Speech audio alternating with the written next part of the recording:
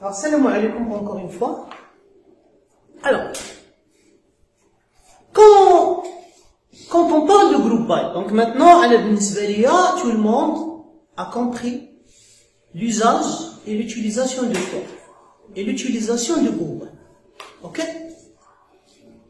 Alors, quand on dit groupe by, maintenant, je peux poser des conditions sur groupe by. Les darajat عندنا sur Oracle, la condition de groupe by حتى هي كنديروها where. Ça veut dire que vous pouvez avoir une requête qui fait select from where, group by where. Sur SQL Server, on parle de having. D'accord? Having. Ça veut dire automatiquement quand je dis having, si on compare having avec where, à côté de where, vous avez des conditions, et à côté de having, vous allez avoir des conditions. Je ne vais pas redire ce que j'ai déjà dit, les conditions. Parce que quand j'ai parlé de conditions, comme exemple, ça ressemble aux conditions que nous avons vues les algorithmes, par exemple. Là, nous avons vu dans le langage C, là, nous avons vu dans le langage C#. Quand vous dites conditions, ces valeurs comparées avec une valeur. Ça veut dire que vous pouvez utiliser les opérateurs de base de comparaison, les mots égal, inférieur, égal, supérieur, etc., etc., etc., etc. D'accord? Mais non! Quand j'étais en train de parler de web. Sur having,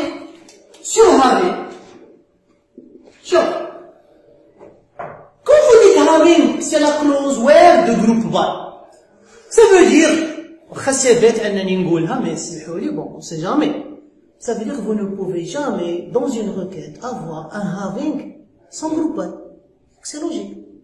Je peux avoir group by sans having, comme les exemples des vidéos précédentes.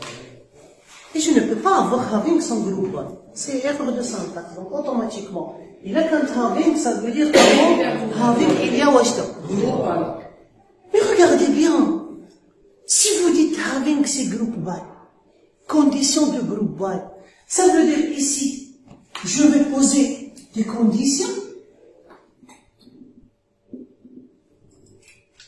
Est-ce que monsieur, j'ai le droit d'utiliser les conditions, les opérateurs de comparaison de base? Oui, lesquels? Tu sais, oui, égal, inférieur, égal, supérieur. Ben oui, parce que c'est quoi? C'est des... Ça veut dire, si vous avez le droit, vous êtes obligé parfois d'utiliser un opérateur, de comparaison. Yeah? Monsieur, est-ce que nous avons plusieurs conditions? Je peux utiliser un opérateur logique, le et le and. Ben oui, parce que vous parlez de conditions.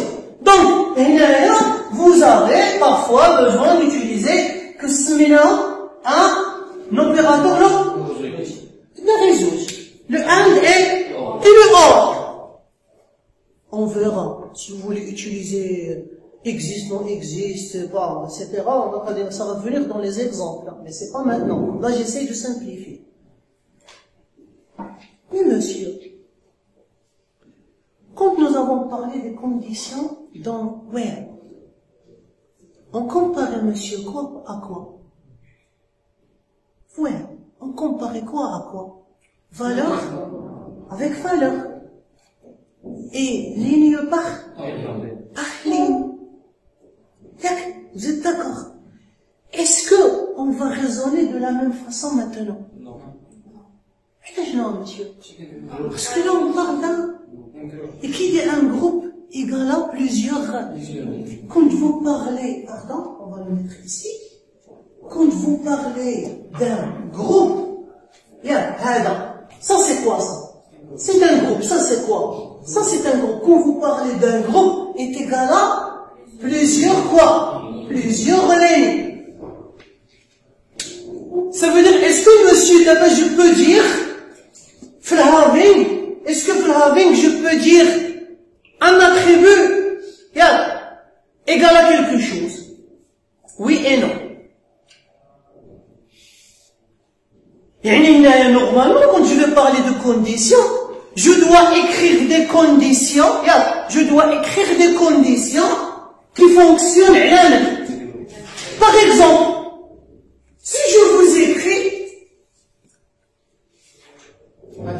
c'est une erreur. On a dit from vol. From vol. V.PL num. From vol. V group by V.PL num. Est-ce que c'est une requête juste? Ça change, ça va nous donner à côté le nombre de pour chaque pilote. Sauf si je rajoute having count étoile supérieur à 3. Qu'est-ce que vous comprenez? Qu'est-ce que vous comprenez? Rédigez des pilotes. Et à côté des pilotes, rédigez combien de vols pour chaque pilote? Mais il ne va ramener que les pilotes, ils ont plus de 3 vols. Est-ce que vous pouvez écrire Hadi Bouer? À votre niveau, maintenant, c'est pas possible. Pas possible. C'est très difficile de l'écrire. Je vais pas vous dire impossible, mais c'est très difficile de l'écrire. Et qu'est-ce qu'on a fait? On a ramené les pilotes, et à côté de chaque pilote, on a ramené quoi? On a ramené le nombre de vols. Qu'est-ce qu'on a gardé maintenant? On a gardé que les pilotes qui ont plus de 3 vols. Je voudrais le nombre de vols, des pilotes.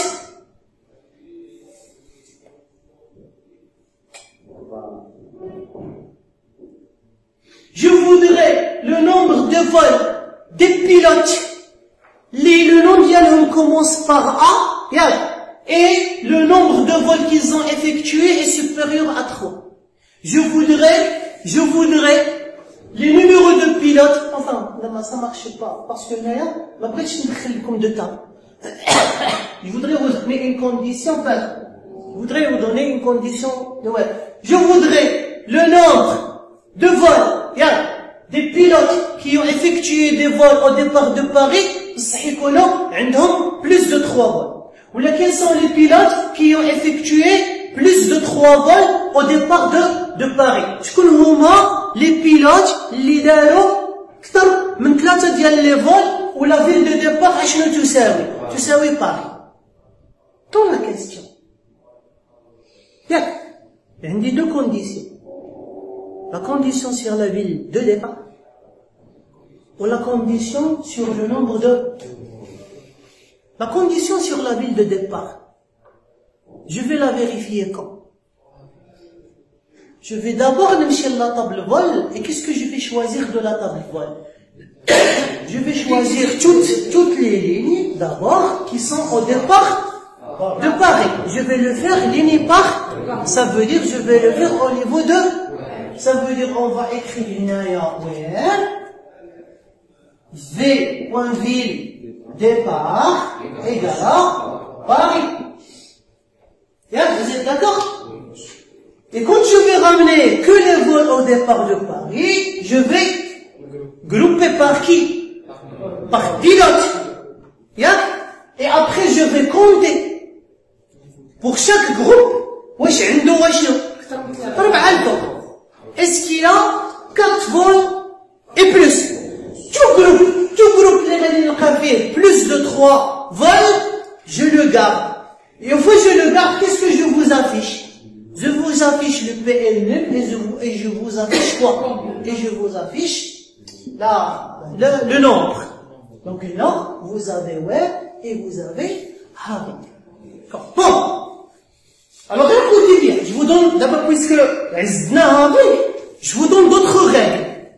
La règle, j'ai oublié de vous la dire dans la séance dernière, dans la vidéo l'écrit. Ne jamais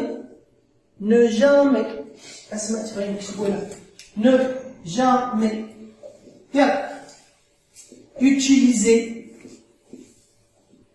une fonction d'agrégation dans groupe by. C'est tout à fait logique. ماذا يعني group by شي حاجة count. Est-ce que c'est logique de regrouper avec le count ou là avec Sam ou là avec Max ou là avec Mine? Non. Pas logique. Erreur de syntaxe. Ne jamais utiliser une fonction d'agrégation dans la clause groupe. Jamais. Je dis bien jamais. C'est pour ça, la première règle, qu'est-ce que je vous ai dit? Tous les les attributs de select doivent figurer dans la clause group by, sauf les fonctions d'agrégation, parce que souvent, je dis pas toujours, hein, souvent vous allez avoir les requêtes qui utilisent group by, vous allez avoir une fonction fonction d'agrégation, mais dire juste la fonction d'agrégation fine. Dans group by. C'est ok pour tout le monde. C'est ok. Donc, regardez bien. Maintenant,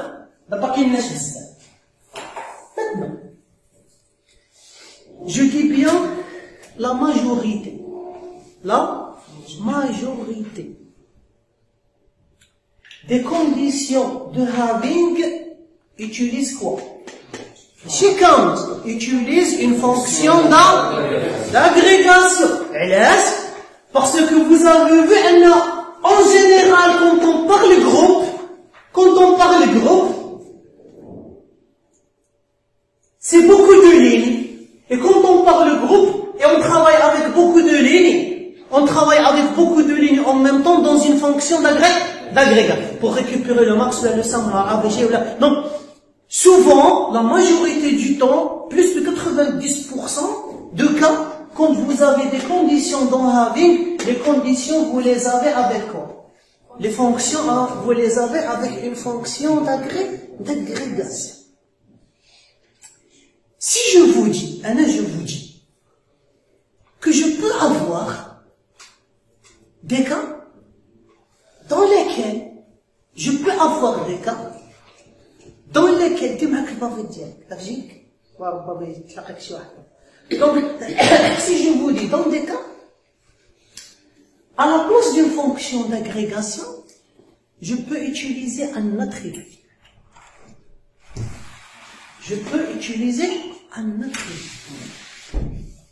Qu'est-ce que ça vous dit, vous?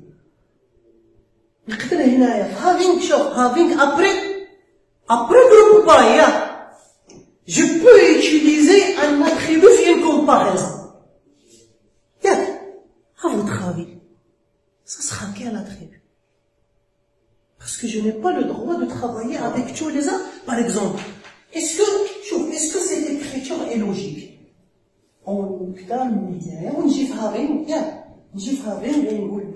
Je sais pas moi, where v.pl, where ville d'arrivée, par exemple, ville arrivée est égale à Oujda, par exemple. Est-ce que ça a un sens? Vous ne pouvez pas utiliser la majorité des attributs, vous n'avez pas le droit de les utiliser parce que vous allez vous retrouver avec un raisonnement ligne par ligne, c'est quelque chose qui doit être mentionné mais ça n'empêche que pour les cas spéciaux, je peux utiliser quoi? Je peux utiliser un attribut. C'est quel attribut? C'est l'attribut avec lequel vous avez regroupé. Par exemple, là, il se peut que tu le v.plnum, d'accord, égal, ou la in, ou la like, ou la quelque chose comme ça. D'accord? Mais, malgré que vous avez la possibilité d'écrire comme ça, maintenant ça va devenir une requête. Juste, mais vous allez voir que vous pouvez répondre la condition que vous avez mis dans having, vous pouvez la mettre parfois vous pouvez la mettre fluide. Je vois peut-être comme vous exemple ville arrivée et heure de départ, comme c'est faux. C'est faux parce que c'est quelque chose qui se trouve à l'intérieur du groupe, et il se trouve fléné. Vous n'avez pas le droit. Vous êtes après quoi? Vous êtes après groupe, donc c'est définitivement interdit. Mais vous trouvez qu'il y a une exception. L'attribut avec lequel j'ai regroupé, regardez, quelle une valeur de le groupe? Une seule. Quelle une valeur de le groupe? Une seule. Quelle une valeur de le groupe? Une seule. Donc, je peux l'utiliser Harry. J'ai le droit. Syntaxiquement, j'ai le droit. D'accord? Mais, parfois, quand je réfléchis bien, je vais trouver la condition اللي كتبتها هنا malgré elle est syntaxiquement logique نقدر هاد la condition نحيدها من having et je la mets où je la mets في الوير.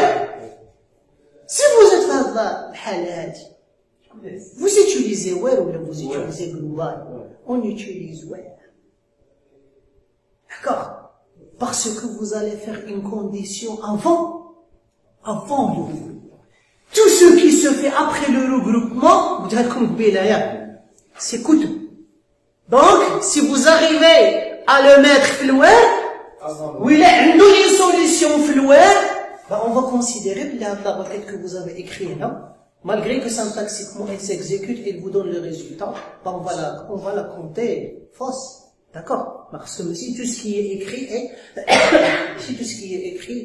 juste, si tout ce qui est écrit et s'exécute, il est juste. Je commence à le développement et vous avez commencé à avoir la certitude ماشي غير شي حاجه اللي كتاكزيكيتا دونك اوتوماتيكمون صحيحه ولا اوتوماتيكمون هي المزيان.